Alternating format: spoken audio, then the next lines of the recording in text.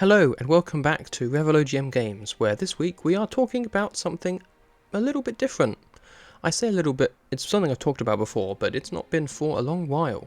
Recently-ish, XP to level 3 released a video about how the spells in Pathfinder are crazy, going over some of its favourites and how they differ from 5th edition spells. This was really cool and I considered adding my own list of spells that I like from Pathfinder to it. Then No Net Ones did that, and it's a great video, and I figured, okay, well, I could add to this, but I really don't need to now. But then, Bob Worldbuilder did a video about how crazy spells in DCC are, and I knew my time had come. All the videos are linked below, they're all great, and I would recommend them giving a watch if you haven't already. In Bob's video, he mostly talks about the wacky spells that exist in the system and how the spells differ in DCC compared to systems like Pathfinder and 5th edition, but he alludes to some other mechanics such as spellburn, mercurial magic, and misfires. These are some of my favourite elements of the system, so I wanted to revisit them, along with some of my favourite spells from the Wizard and Cleric spell list as well. Hopefully I'm not stepping on any toes here. I don't know if Bob is planning on doing another video expanding on these rules at some point in the future. I wouldn't be surprised if he does, as you're about to see they are awesome, and as he is kind of covering lots of elements of DCC on his channel at the moment. But that being said, he's a huge channel compared to mine, so hopefully he won't be taking much if any views from that, and if anything, his will probably still be outside and in nature and look nice and lovely and peaceful, which, yeah, right now mine is not. If you don't know much about DCC, I'm not going to go over it here really in that much detail, but I will point you to Bob Worldbuilder's series again on that system. Great videos, and I have an older video too about it from about a year back when I was doing my weekend one-shot stuff, when I was still an entirely animated figure. I think it's quite a good video for summing up DCC. It's, you know, older, but check it out if you like. In short though, it's a fantasy TTRPG that harkens back to classic games where in some way, shape or form you go into a dungeon, fight monsters, get treasure, avoid or get killed by traps, and fight a boss of some kind at the end. Characters are powerful but can die if you aren't careful. Monsters and traps are very crazy and have wild abilities, and magic is also pretty bonkers. It's very powerful but very dangerous, like in sword and sorcery settings like Conan, or more in like a Lovecraftian setting like Call of Cthulhu. We'll get to some of that dangerous stuff in a bit, but first a couple of my spells that I love from DCC. Let's start with a classic, Sleep. This is a spell that is in most TTRPGs in some shape or form to my knowledge, but it looks different in different places. Sometimes it's really powerful, sometimes it's quite meh. In DCC, this is a level 1 spell that takes 1 action to cast with a usual range of 60 feet. Targets have to make a will save against the spell check DC, which is whatever you rolled. An 11 or lower will lose you the spell, down to a 1, which has additional hazards. On a 12 or 13, the lowest success, you are able to choose 1 target within range, and they must make a save or fall asleep for 1d6 turns. The target can be awakened through normal means. When casting the spell, the caster must specify an interrupt condition, which automatically awakens the target. For example, being kissed by a prince, smelling the fragrance of a rose, or hearing a clock strike midnight. The caster must possess material components related to the interrupt condition. Simple, easy, 6 rounds is a while. 1 is a little and may help you focus on other targets for a little bit while they're still asleep at least. But isn't that powerful? And if an ally shakes them or something, that will wake them back up. I love the automatic wake up condition though. It's a great extra bit of storytelling and harkens back to grim fairy tales, which makes a lot of sense for this game. Middle of the field result at 24 through 27, yes, 24 through 27, results in up to 8 targets must save or fall into a normal sleep for 1d7 days, or 1 target can be placed in supernatural sleep for 1d3 days with no saving throw. That's pretty strong. While normal sleep can be interrupted by normal means, the supernatural sleep can only be disrupted via a dispel magic spell or similar cancellation effects. However, both normal and supernatural sleeps alike must have a specified interrupt condition which automatically wakens the target, and as before, you must possess the material components related to the interrupt condition. So a much more powerful sleep and on multiple creatures and for longer, or magical sleep on 1 creature. There is still an interrupt condition, of course, but honestly this is as useful for you as it is for them. If you ever need to wake someone back up out of a sleep to ask them questions or something, then you have that out rather than being stuck. And finally, on a 32 or higher, this happens. Natural slumber to all things. The caster causes the world around them to slow and sleep. All creatures within 500 yards fall asleep. Creatures of 4 hit dice or fewer receive no save. The affected creatures include birds, insects, and small animals as well as people. Both friendly and unfriendly creatures are affected. Plants are also affected. Those that close their petals or attract flowers at night behave as if it is nighttime. This effect is supernatural in aspect and cannot be disturbed. The affected world continues to slumber until a specified interrupt condition occurs, e.g. the new moon rises or 100 years have passed. Only powerful magic can end the effect sooner. That is amazing. Obviously it's very powerful and unlikely to do, but it's just such a cool magical effect and very much feels again with that fairy tale vibe. Another cool thing is that this is a level 1 spell.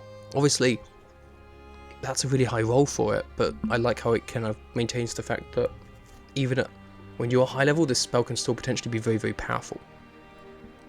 Another cool one is a level 1 cleric spell, Holy Sanctuary. Cleric spells are cast in a different way and don't have as many immediate negative impacts as wizard spells. We'll come to how those work in a bit, but they can still get crazy powerful if you roll high enough. This spell is 1 action, has a duration of 1 round, and a range of self or more. The will save is versus your spell check, again if relevant. On a 12 to 13, enemies find it difficult to focus on attacking the cleric. They are distracted, and the cleric is more easily able to dodge their attacks. All attacks against the cleric for the next round suffer a -2 penalty. That's nice, about what you expect from a low-level protection spell. On the next couple of rolls up, the target may have to target another creature than the cleric if they're able to do so. On a 24 through 27, the cleric can create Holy Sanctuary that includes himself and up to 2 allies within 5 feet. The protected allies must remain within 5 feet or the effect ends. Enemies are compelled to focus their attacks against other targets, and as long as an attacker can reasonably attack someone other than the cleric or their protected allies, it must choose to do so. Creatures with 3 hit die or less cannot attack them in any manner. Creatures with 4 hit die or higher may attempt a will save to resist the compulsion. It lasts for 1 turn. It is immediately dispelled if the cleric or any of the protected allies take aggressive action in any way. So, the same again, but it affects more people and is purely defensive. Attacking will end the effect. Okay, so what happens when you roll an extreme, a 32+? Well, the cleric may designate a place as a holy sanctuary. This must be a single building or self-contained location up to 10,000 square feet in area, like a church, forest grove, or cave. The place designated as a holy sanctuary becomes sanctified forever, as long as the cleric's deity retains respect for the cleric's work and actions. Creatures in this place share the benefits of a holy sanctuary as follows, provided that they are in the service of the cleric's deity. Enemies of less than 6 hit dice or fewer cannot attack unless they have magical weapons, and enemies of 7 hit dice or more using those magical weapons must make a will save versus the spell check DC to attack. The effect on any one individual is dispelled if that creature makes an aggressive action. Note that enemies can still enter this place and converse with its residents, they simply cannot attack or make other aggressive actions. Again, what a cool idea, and this makes perfect sense for a high-level cleric, setting up a church and then casting the spell to sanctify the place. Amazing. Lots of the highest rolls for these spells feel like they're the truest form of the magic, if that makes sense. Okay, maybe not every spell in DCC, but you think about what a holy sanctuary ultimately should be and is, and well yeah, it should be a true sanctuary to the holy. What should sleep do? Well, yeah, you could argue it should put one person to sleep, but put a whole area into magical sleep until you deem it otherwise, including birds and plants, again feels like the ultimate form of this spell. And these are level 1 spells too, which is a great way to keep them relevant to high levels like I said, when you have the better modifiers. So yes, the spells are cool, but if you watched Bob's video, you already knew that. So what are these other things that make spellcasting in DCC so interesting? Well, let's start with mercurial magics. Mercurial means subject to sudden or unpredictable changes of usually mood or mind, but in this case we'd say magic. Think words like volatile or temperamental. Ultimately, the DCC rulebook explains this best, so let's have a look. The firstborn son of a witch hanged at trial wields black magic adroitly. An orphan raised by satyrs is a precocious student of druidry. Cosmic caprice determines skill in magic. Birth order, family lineage, horoscope, and matters even more abstruse have as much influence on a wizard's spellcasting as his hard work and native intelligence. As a result, the effect of a magical spell varies according to who casts it. A magical rite invoked by one mage may be more powerful or even different than the same ritual exercised by a peer. These variegations are not predictable, as the subtleties that produce them can never be fully catalogued.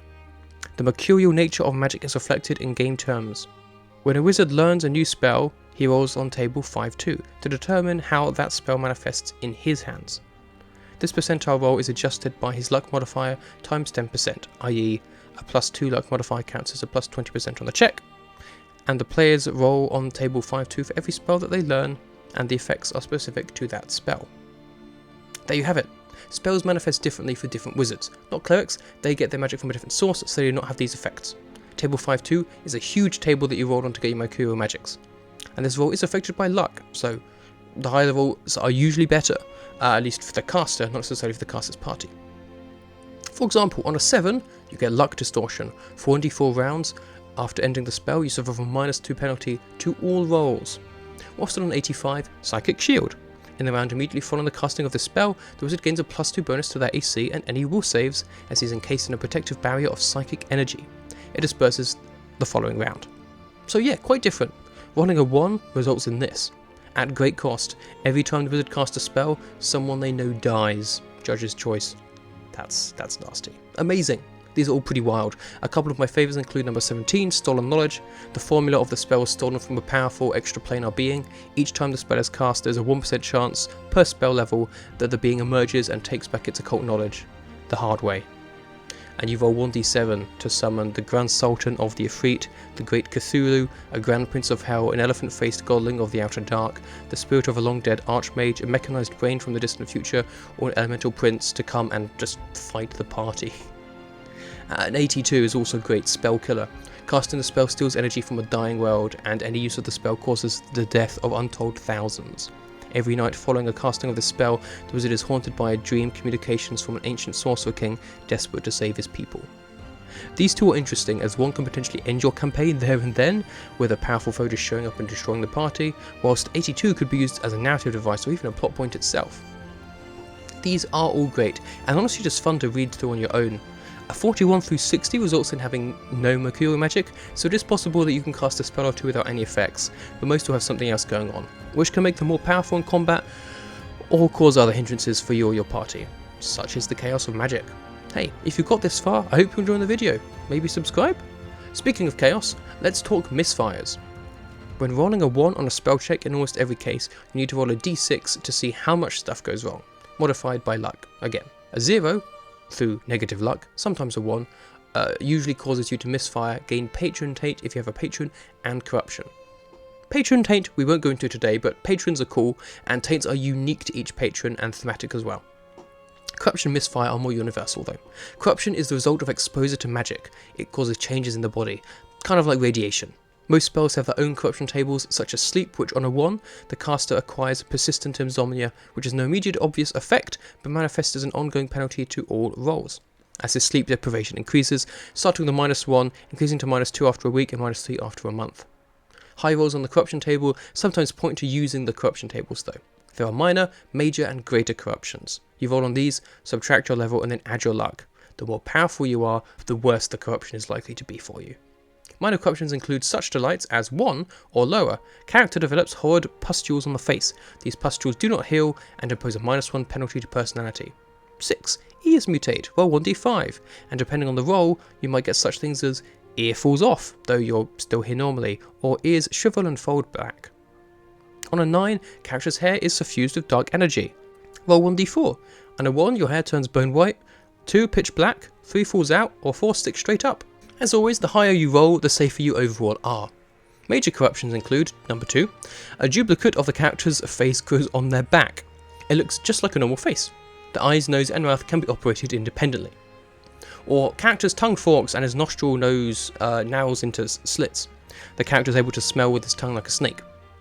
Some of these can be kind of useful if used correctly, but are still terrible changes to put your body through. And greater corruptions include, number 7, fingers on one hand fuse while the thumb enlarges, and after 1 week the hand is transformed into a crab claw. Character gains a natural attack for 1d6 points of damage and can no longer grasp normal weapons and objects. 3, the character's head becomes bestial in a painful overnight transformation, changing it into a snake, goat, bull, rat, insect or fish. And on a 1 or lower, A sliver of soul energy is claimed by a demon lord. The character experiences an earthly pain, suffering 3d6 damage that could potentially kill you, a permanent -2 to all ability scores, and an additional -2 penalty to luck. Yeah, huge changes, especially with that last one. You can burn luck to ignore corruption too, but luck is a very finite resource and doesn't come back quickly. So yeah, dangerous, but that is the price you pay for such powerful magic. Fighters and other classes are pretty great in DCC and quite powerful themselves, but casters are on another level, and these risks help balance the field a bit. That being said, the rest of the party are also in danger from a wizard. Let's talk misfire. Let's look at sleep again first. For misfire, you roll 1d4 against these results. On a 1, the caster immediately falls into a natural sleep. 2, the caster plus 1d4 closest allies immediately fall into a natural sleep. 3, the caster collapses into a coma, from which they can only be awakened with medical attention or magical means.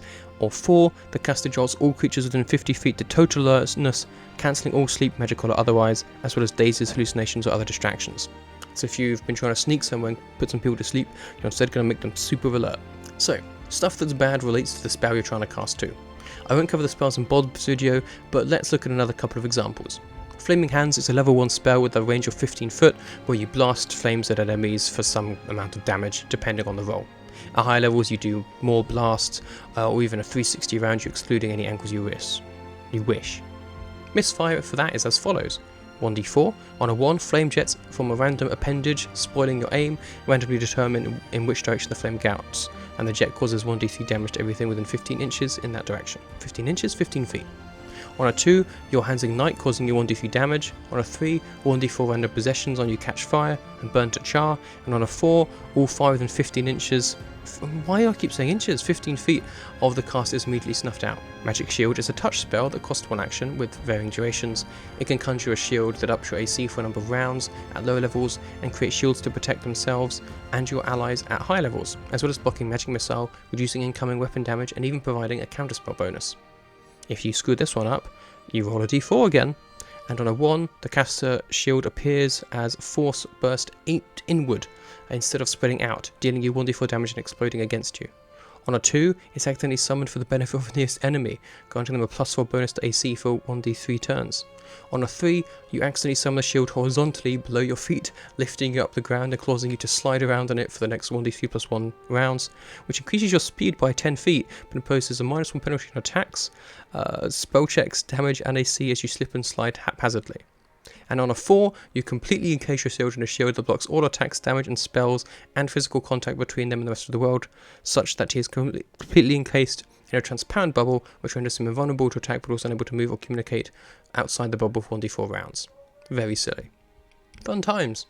Now, by themselves, these aren't always the worst, but plus corruption and potentially patron taint, they can be catastrophic, but also a lot of fun. I could go on, and there are plenty more things to talk about with regards to casting spells, ways to boost ally spells, what side effects a spell burn can cause you, and what happens when clerics get disfavor, how you create magic swords and staves, but I've gone on a while already, so let's just talk about one more thing: spell duels. When 2 wizards meet, there is always conflict, and when wizards conflict, there are spell duels. A clap of thunder, the smell of brimstone, the staggering concussion of contested dominance, and finally, the pile of ash where once a man stood. These are the marks of a spell duel. Most wizards mostly spell duel, but clerics can too, and even other classes on occasion. There are a few mechanics that go on here. Spell duels have special rules, a subsystem that breaks some standard combat mechanics, specifically regarding initiative. Casters involved in a spell duel may find themselves acting in response to each other prior to actions from other members of the party.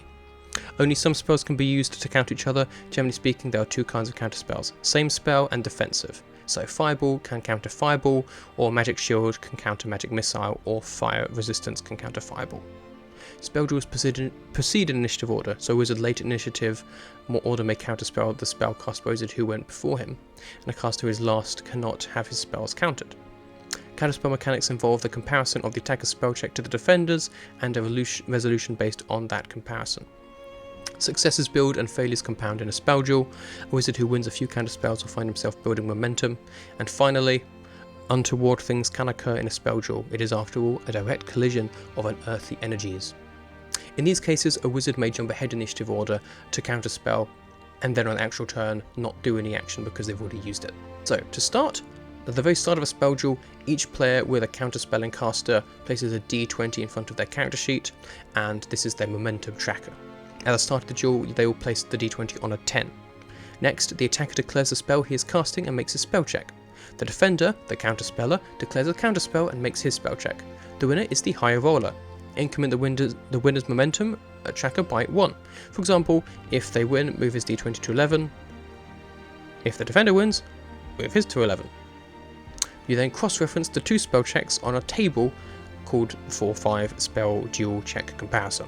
You roll the indicated die and compare it to table 4-6, Counterspell Power, and if the attack had the higher spell check, use the attacker high column, and if the defender had the higher check, use the defender high column.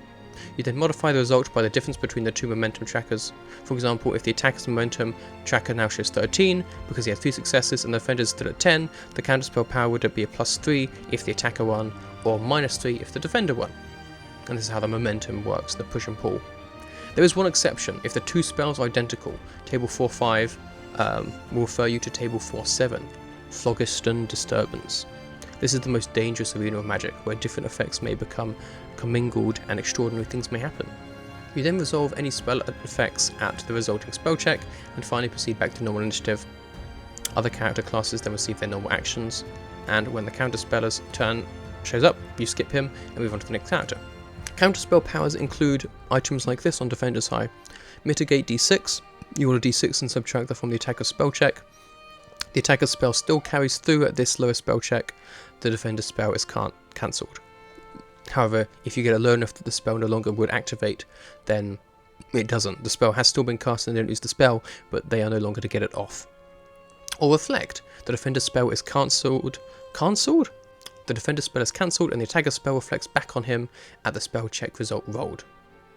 And on an attacker high, push through d8, roll d8 and subtract that from the defender's spell check. The defender's spell takes effect at this low result, and the attacker's spell takes the effect first at normal spell check result, or Overwhelm and Reflect d6. You roll a d6 and subtract this from the defender's spell check, and the attacker's spell takes effect first at normal spell check result, and the defender's spell check is reflected back on him at this lower spell check result. And a couple of examples of Phlogiston Disturbance for you, because they are very fun. Alignment Rift. Both casters are transformed to an alignment plane. If both are the same alignment, they go to that plane. If they are opposed, or if others neutral, they are transformed to the plane of neutrality. They return to the material plane after you roll a d4. 1 caster is killed. Both bodies return. 2 1d8 days. 3 3d6 rounds for each caster, rolled separately. Or 4 the end of days. Another one is Time Slows. The casters perceive the world around them as normal, but observers see their reactions slow to a crawl. You roll 1d3 and resolve that many rounds of combat among other participants before the casters can react again. Or Supernatural Summoning. The combined spell results inadvertently pull a supernatural creature through the fabric of space and time. You roll a dice and determine what that is. It could be an elemental, a demon, or a celestial, and it might be hostile to all, hostile to one, neutral, friendly. Hard to say. You roll it again on a 1d4 plus 1. On a 1d5, not a 1d4 plus 1. I had Alignment Rift come up once in a climatic battle of a mini-campaign I ran, and both the main villain and the wizard were catapulted off to fight each other to a different plane until the end of days, resulting in the wizard essentially sacrificing himself but saving the rest of the party in the process. It was pretty cool. It really helps to communicate the unnatural energies under your control and how they can screw around with the world, and it makes your players really cool as well. And that's all for now. I've talked long enough, but if you've made this far, I really hope you can see why the spells and the magic in this system are really, really cool. But yeah, that's everything for today. Hopefully this isn't going to be, exactly whatever Bob World Builder does if he does one like this, but again, it's a much bigger channel, I'm sure it's fine. But it just seemed like a really interesting point to jump off and talk about a system that I've not talked about too much, because I mostly talk about Pathfinder on here. If you do mostly watch me for Pathfinder and you've made it this far, again, thank you a lot. And if you're here for just DCC, hi. I'm going to try and do more DCC stuff because there's another system I love, and I've got X-Core Classics now as well, which I want to talk about a bit because it looks really cool. But I do a lot of Pathfinder here as well. But if that's interesting to you, subscribe, and I usually have a video about once a week, as well as some shorts based on going through the different actions in Pathfinder. But that's all for now. Thank you for watching, and I'll see you in the next one. Goodbye.